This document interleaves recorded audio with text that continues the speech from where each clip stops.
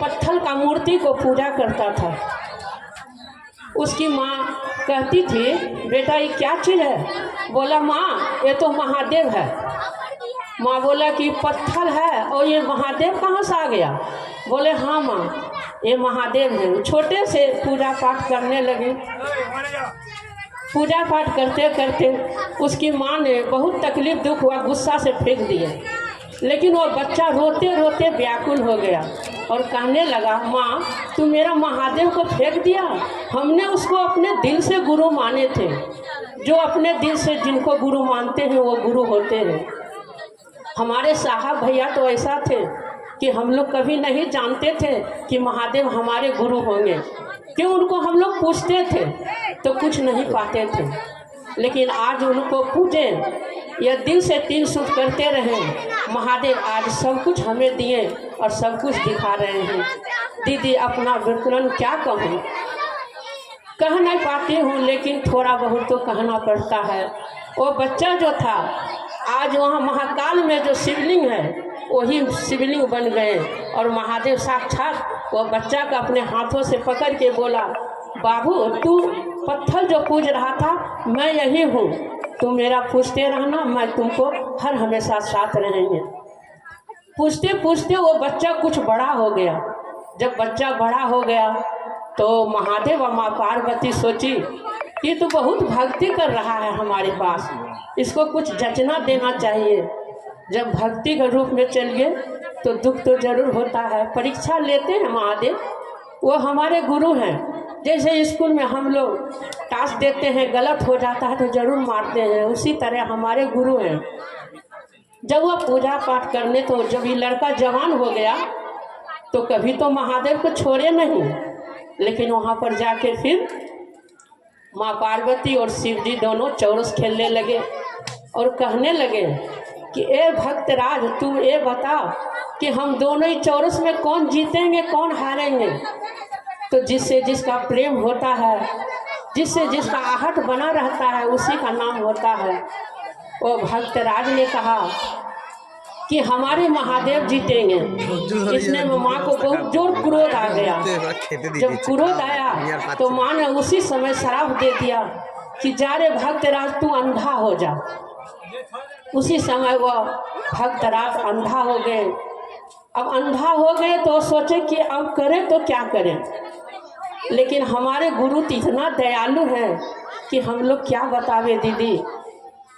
महादेव क्या किए, जब वह पूजा पाठ के सामान लेके जाता था गिर जाता था बेचारा, महादेव बालक के रूप में आके उसको हाथ पकड़ लेते थे। शिष्य और गुरु का यही तो पहचान है। जब वह बालक अंधा था पकड़ लिया, हाथ पकड़ लिया महादेव, बोला बाबू तुम कौन हो? तो बोला भक्तराज को कि बाबा हम तो भोला है। तुम्हारा नाम भोला है? बोला हाँ मेरा नाम भोला है। वाह, मेरा गुरु का नाम भी भोला है, वो बहुत दयालु है, चल मेरे साथ तू रो। अपने गुरु को रे रे करके अपने साथ रखते हैं, पूजा पाठ के सामान सब देते हैं। एक दिन ऐसा हुआ कि जो अंधा हो गए थे, महादेव बोला मेरे भक्त को बहुत कष्ट हो रहा है, यह मेरा शिष्य है, इसको क्या करें। उस समय महादेव क्या किए, सब कुछ ला के दिए लेकिन जल नहीं दिए। जब जल नहीं दिए, कुछ भी होता है पहले जल से होता है, देखा जल नहीं, बोला भोला ओ भोला। बोला हाँ महाराज बोलिए। बोले बाबू तू जल नहीं लाया? हाँ हाँ ला देते हैं। लुटकी दिए और जल। तो भक्तराज को मालूम था कि कितना दूर में नदी और गंगा है, वहाँ से हम जल लाते हैं। महादेव क्या किए, अपना जटा फैलाए और लुटकी में जल लिए। जल लेके घरघराहट के जब आवाज़ हुआ तो भक्तराज सोचते हैं अरे हम तो अंधन हैं लेकिन कान तो मेरा बहरा नहीं है, ये जल आ रहा है कहाँ से। भक्तराज जल देने गए, भोलेनाथ जल देने गए भक्तराज को, भक्तराज नहीं लिए। बोले नहीं हम अभी जल नहीं लेंगे, आप सच बताओ कि तुम कौन हो। बोले आप जल तो पकड़ लीजिए तो हम बता देते हैं। जैसे जल भक्तराज हाथ में लिया, वैसे महादेव आंख में रोशनी दिए और वहाँ से चले गए। अब भक्तराज खोजते हैं, भोला ओ भोला, तो महादेव तो चले गए, देखेंगे कहाँ से, उसको आँख के रोशनी दे दिए। तो भक्ता कितना रोते हैं अपने गुरु के लिए।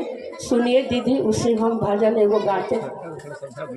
हो गुरु बिना शिष्य ही नहीं, किसी में बिना कुछ ही नहीं।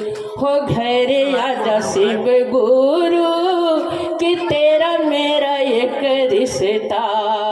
हो घर आजा शिव गुरु, कि तेरा मेरा एक रिश्ता। हो गुरु बिना शिष्य ही नहीं, कि शिव बिना कुछ ही नहीं। भक्त रोते रोते व्याकुल हो गया, लेकिन हमारे महादेव नहीं आए। क्यों? परीक्षा ले रहे हैं कि तू मेरे लिए कितना क्या कर सकता है, लेकिन महादेव नहीं आए।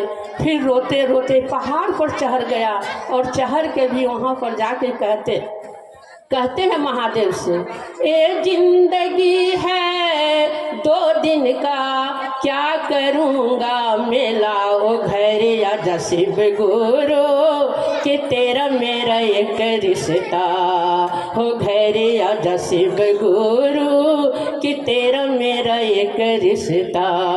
शिव बिना शिष्य भी नहीं, कि गुरु बिना कुछ ही नहीं।